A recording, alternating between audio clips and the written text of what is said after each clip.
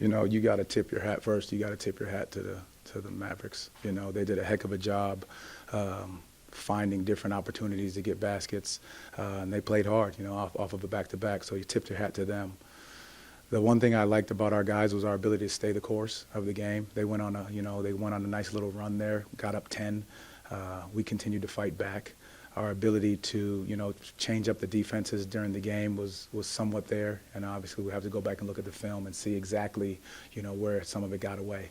In all of your losses so far, you pretty much all the way up until the final minutes. Do you feel like that's a good learning lesson for a young team like this, where maybe they're not pulling out the wins now, but they're learning as they go? It's always going to be a learning lesson. I think these guys are understanding and trying to figure out exactly what it is we need to do down the stretch, when we can put our foot on the gas, when we need to be smarter with some of the decisions. But I think they're doing an unbelievable job of competing for 48 minutes, and that's what we've asked them to do, and they're continuing to grow there.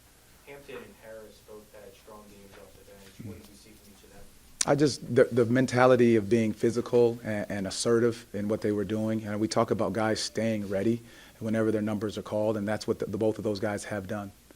The three-point shooting is kind of coming and gone. Do you like the looks that they're getting, or do you feel like the ball can move a little bit more swiftly? Well, I always feel the ball can move a little bit more swiftly. I think we got some good looks. I think as we got down, we pressed a little bit, but for the most part, our guys were trying to find the right open shot.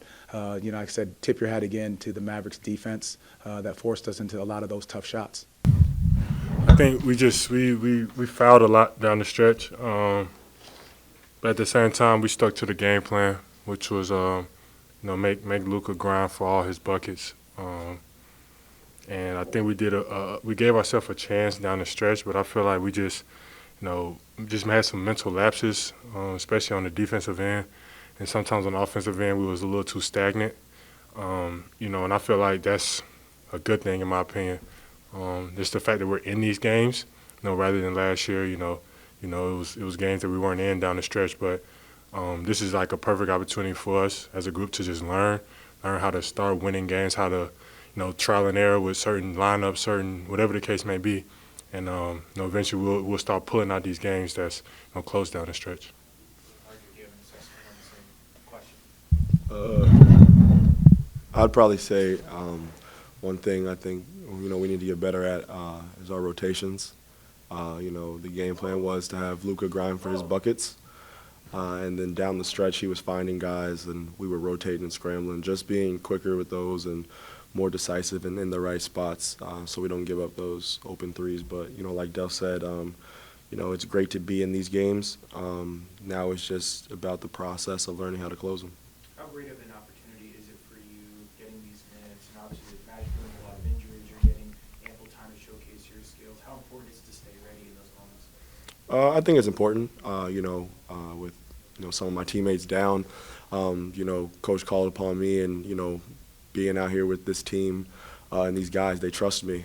So credit to them for just always trusting me, having my back to let me go out there and do what I know how to do. That's really it. Yeah, Wendell, you touched on this before. The established team, I think, will often tell you that when they were young, they were going through those same growing pains of struggling to finish down the stretch. It's just about poise, staying composed in those situations, and learning from those lessons. Yeah, you hit it right on the head.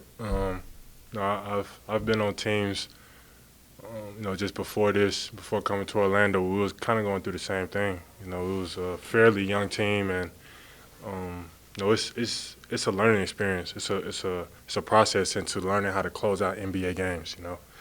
From knowing all the rules, knowing people's tendencies, to the simple fact of just not fouling, not giving them easy buckets down the stretch. Like, when as we get older and more mature, we'll start to understand, like, okay, Luka's going to want to get his right here. But sometimes we know that, okay, he wants to pass right here. Just the little things like that is things that we will just continue to learn as a group.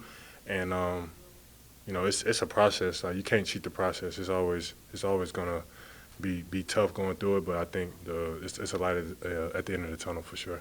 And RJ, how special is it to play in this building? I don't know if you went to games here as a kid, but playing here in Dallas with that family and friends, and just how much of a joy is it to be able to play in this atmosphere? Yeah, I think it's amazing. It's probably, besides Amway, my favorite arena to play in, somewhere I grew up. a lot coming to these games. Seeing that championship team that they had, years and years back. But it's special having my family and my friends come out and support me, and it just means a lot, to be from Dallas and coming back here and playing here.